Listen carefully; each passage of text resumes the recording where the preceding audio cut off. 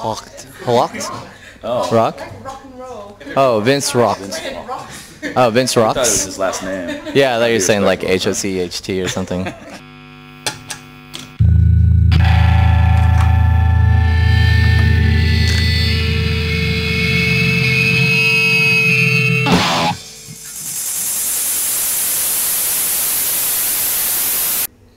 You got it, man. No, you got it. Hey, this is Tim and Ted from Cursive, and you're watching Vince Rocked.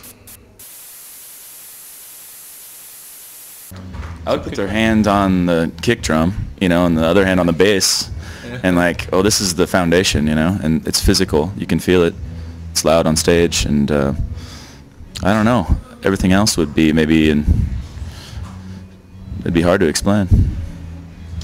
Maybe I'd dance for them, like, just kind of dance awkward and say it's kind of like that.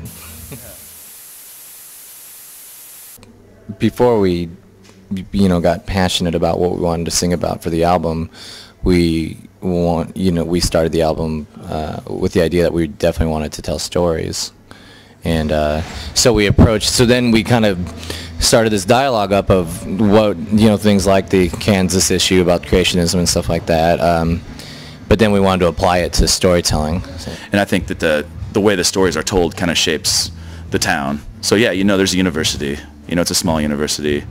There's a Catholic church. There's a priest. And some of the characters develop. Some of the kids in my songs kind of develop personalities. And yeah, I think that it was fun. That by the end we looked at the greater amount of material and edited that down so it kind of fit a little tighter into this framework of a small town.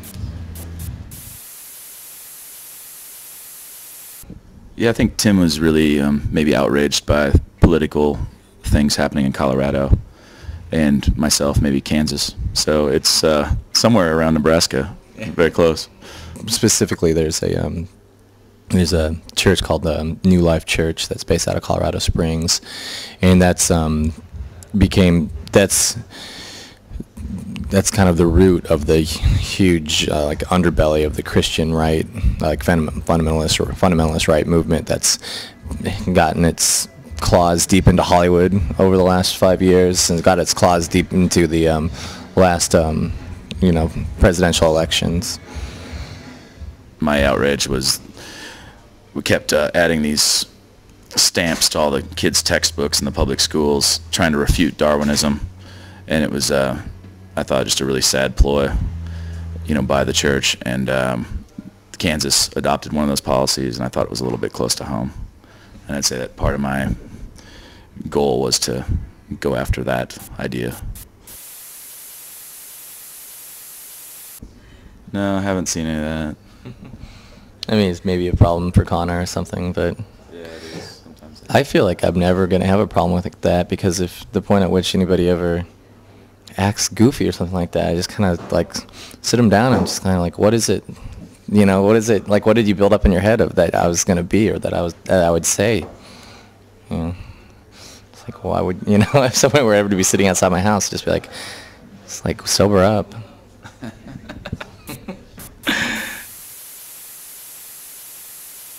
I don't know what my parents think of it, but I know that my aunt, who's a little bit older than my mother, she listens to it when she cleans her house, and I think that's a serious compliment. Like when she wants to get all worked up and excited about cleaning, she listens to Cursive, so I think that's cool. I don't know.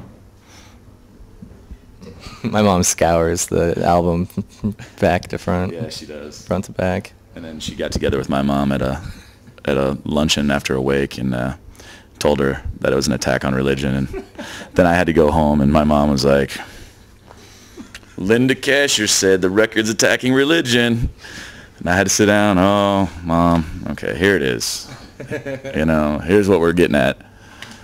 And, convincing her that it's not such an assault on Rome as an assault on, this modern American tunnel vision. I think she understands where we're coming from. But, I was like, hey, listen to my songs, If you want to bitch to Tim about Tim's songs, go talk to him. But I'm only answering for my three, So there.